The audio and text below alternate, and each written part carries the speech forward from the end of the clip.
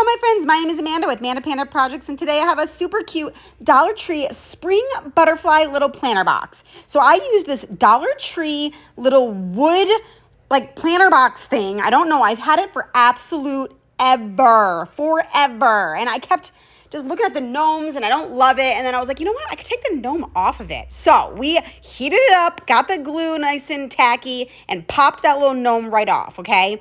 Then I used some scrapbook paper that I just designed. This is in the crafter party. If you are in there, it is available for you right now. Otherwise, I'm going to be loading this scrapbook paper along with tons of other super cute spring ones into my Etsy shop. Just comment butterfly below and I will get you the link for that if you want to grab that pack for yourself. So then I just took this little planner box. I painted it with Waverly color, the color moss. I did a good like 2 coats on that, and then I dried it. And then I took my scrapbook paper. I already traced it, the shape of that front of that box. I just covered it with some good old Mod Podge and Mod Podge that scrapbook paper to the front. That paper is so pretty. It has like vintage daisies, butterflies, little greenery. So pretty.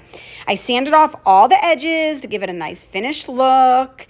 And then once I had it all on there, I needed to make feet for it, okay? So I am going to be mixing some colors together. I believe is it khaki? I can't remember the name of it. It's okay. It's a tan color, but it needed to like brighten it up and like orangey it up a little. So I added a tad of antique wax and a tad of orange. And then it's the perfect color that I wanted it. I wanted it to match that paper.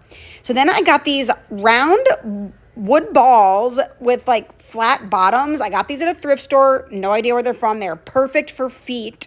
So I painted both of those and then I got those all dry.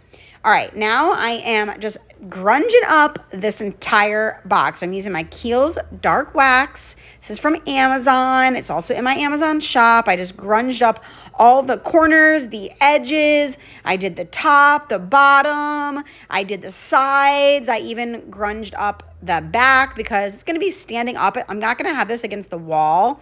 I'm putting feet on it. So in case you can see the back, I wanted it to kind of go with the whole vibe of it. So I grunged up the entire thing. And then I just glued my little feet on with the flat part is going to be the bottom. And then I just glued part of the round part to the like side of the box there, as you can see, and gave it little feet so that it stands up. And then of course I had to add a little bit of dark wax to the feet as well so that it kind of went along with it. All right, and then I'm using these gorgeous stamps that I have. It's a butterfly, and then I use the daisies. I kind of stamp them on top of each other. These stamps are from Dollar Tree, and I just used some black ink, stamped it onto, it looks like craft paper. You could totally use craft paper. It's actually the inside of a wrapping paper tube. I saved them all, and I've been using them forever. These ones are from like last Christmas. And then I just dirtied the outside of that up with some more dark wax. I used my Mod Podge and covered that. And I'm just going to Mod Podge it right to the top of my little planner box there. As you can see, I like ripped it around the edges so it's all nice and ripped. And the ripped part takes the wax a little bit more. And then I'm going to use some styrofoam, good old floral foam. I hate working with this stuff. It makes a mess. It gives me like nails on chalkboard feeling. So I cut it with my paint. What do you call that thing? Paint scraper. It slices right through. I just got it the size of the box and I shoved it in there. And then these flowers I coffee stained so that it went along with the look of this because they were super bright white, way too bright. So I coffee stained them earlier today. They're all dry.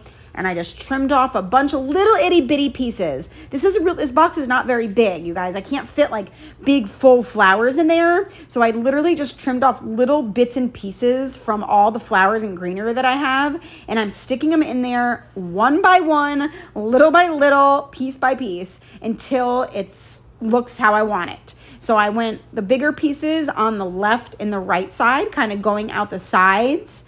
And that way you can still see the really pretty butterfly stamp in the middle. I just did little tiny short little pieces. So I stuck most of them into the foam. Some of them I had to add a little bit of hot glue because they weren't quite staying, or I just wanted them to be in like a certain spot and I couldn't get it in there with the foam. So I just kept playing with it, rearranging it till I liked it. Once I had enough flowers in there, I went ahead and just filled in some of the little gaps with a little bit of Spanish moss that I have. I'm running out. I actually need to get more for my craft I'm doing on Sunday. So I just filled it in, a little bit in the front, a little bit in the back, and then I glued a few of these little flower thingies I don't know, berries. I'm not sure what they are, but I glued them in a few of the bigger gaps there that just needed something a little bit more than moss. And then I did a twine little shoestring bow on the top.